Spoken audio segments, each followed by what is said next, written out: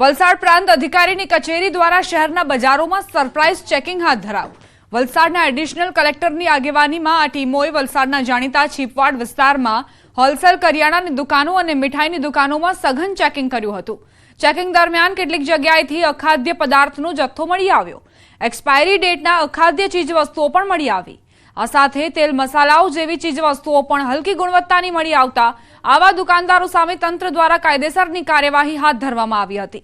તંત્ર દ્વારા અખાદ્ય પદાર્થો વેચતા અને લોકોના સ્વાસ્થ્ય સાથે ચેડા કરતા દુકાનદારો વિરુદ્ધ કડક કાર્યવાही कराई रही है।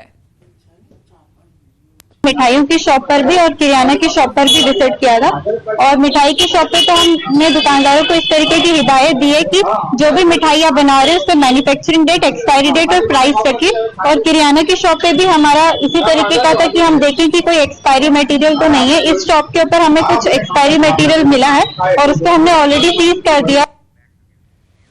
सूरत आरटीओ एक्शन मोड में આવ્યું છે। મહેશ્વરીની 21 અને અગ્રવાલ વિદ્યા વિહારની 11 સ્કૂલ બસ ડિટેન કરાઈ। છેલ્લા 5 વર્ષથી આરટીઓ ટેક્સ બાકી હોવાથી આ કાર્યવાહી કરાઈ છે। વાલીઓ પાસેથી એડવાન્સ પૈસા લેવા છતાં ટેક્સ ભરવામાં શાળાની આડોડાઈ સામે આવી। સ્કૂલ બસ ડિટેન થતા વાલીઓ અને વિદ્યાર્થીઓને હાલાકી પડી રહી છે। આરટીઓની કાર્યવાહી અંગે ડીઈઓ ભગીરથસિંહ પરમારનું નિવેદન સામે આવ્યું। બાળકોની સુરક્ષા અને બાકી ટેક્સને લઈ આ કાર્યવાહી કરી હોવાનું નિવેદન આપ્યું। सूरत जिला अंदर जे शालाओनी अंदर जे बसों चाली रही है ए बसों माटे थई अने आरटीओ द्वारा एक सूचन करवामां आव्युं छे।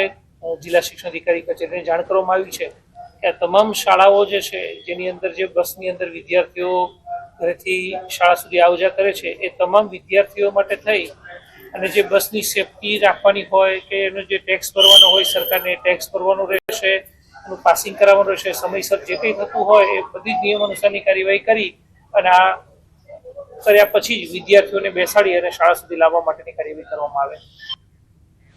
અભિનય કરતા કરતા દારૂની હેરાફેરીના રવાડે ચડ્યો ગુજરાતી એક્ટર। સુરતની કાપોદ્રા પોલીસે જય બારૈયાને 2.86 લાખના દારૂના જથ્થા સાથે ઝડપી પાડ્યો।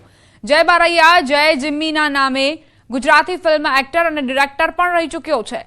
સાથે તે કાર લે વેચનો ધંધો પણ કરે છે। જયનો જોડવા ભાઈ પણ ફિલ્મની દુનિયા સાથે સંકળાયેલો છે અને દારૂના ધંધામાં ભાગીદાર છે। હાલ પોલીસે જયની દારૂના જથ્થા સાથે ધરપકડ કરી કાયદેસરની કાર્યવાહી હાથ ધરી છે।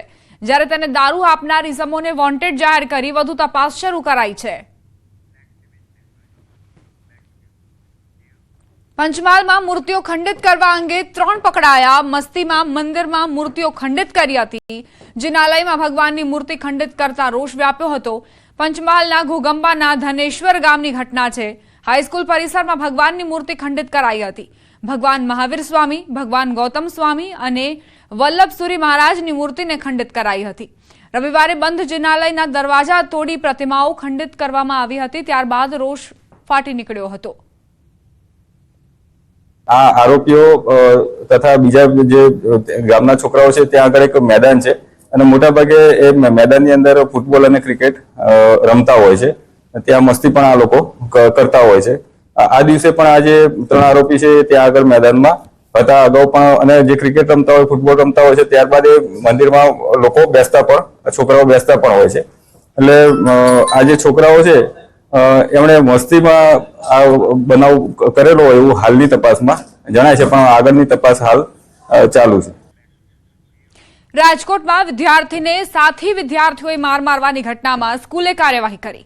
એસઓએસ સ્કૂલની હોસ્ટેલમાં વિદ્યાર્થીને સાથી વિદ્યાર્થીઓએ માર માર્યાનો બનાવ સામે આવ્યો। ગત રવિવારના રોજ સ્કૂલના ખંભાળા યુનિટ ખાતે મારામારીની ઘટના બની હતી। સ્કૂલ સંચાલકે જણાવ્યું કે અમે ભોગ બનનાર વિદ્યાર્થી અને વાલી સાથે છીએ। ફરિયાદીની માફી મંગાવી છાત્રોને સ્કૂલમાંથી રસ્ટિગેટ કરવામાં આવ્યા છે। સમાધાન માટે બોલાવેલા અમે અને સ્કૂલે જે વિદ્યાર્થીઓ મારવામાં હતા એને રસ્ટિગેટ કર્યા, એની પાસેથી માફીપત્ર લખાવી લીધું। વાલીઓને પણ કડક સૂચના આપી અને હજી શિક્ષાત્મક પગલાં સ્કૂલ લેશે। અમદાવાદમાં ફરી એક ફરાર કબૂતરબાજને દબોચી લેવામાં આવ્યો છે। કબૂતરબાજી કેસમાં સંડોવાયેલ આરોપી રજની ઉર્ફે સની પટેલને એસએમસીએ ધરપકડ કરી। આરોપીએ છેલ્લા કેટલાક સમયથી ફરાર હતો। પોલીસે આરોપીની પૂછપરછ માટે 14 દિવસના રિમાન્ડની માંગ કરી હતી, જો કે અમદાવાદ ગ્રામ્ય કોર્ટે 10 દિવસના રિમાન્ડ મંજૂર કર્યા। હિંમતનગર પર યુવક પર હુમલો। નવીન બ્રિજ પર યુવક પર હુમલાની ઘટના બની। બાઇક પર આવેલા શખ્સોએ હુમલો કર્યો। 4 શખ્સોએ હુમલો કરીને ફરાર થઈ ગયા। યુવકના માથા પર બેટના ઘા માર્યા। યુવકને સારવાર માટે હોસ્પિટલ ખસેડવામાં આવ્યો।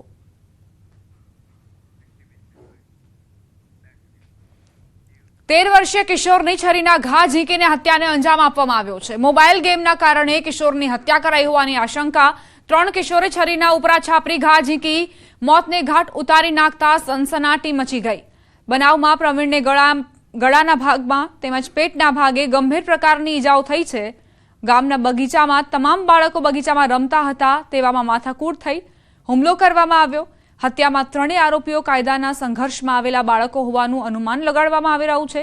તેમ છતાં તેઓને રાઉન્ડ અપ કરી લેવાયા છે। પોલીસે હત્યા પાછળના ચોક્કસ કારણો જાણવા તપાસનો ધમધમાટ શરૂ કર્યો છે।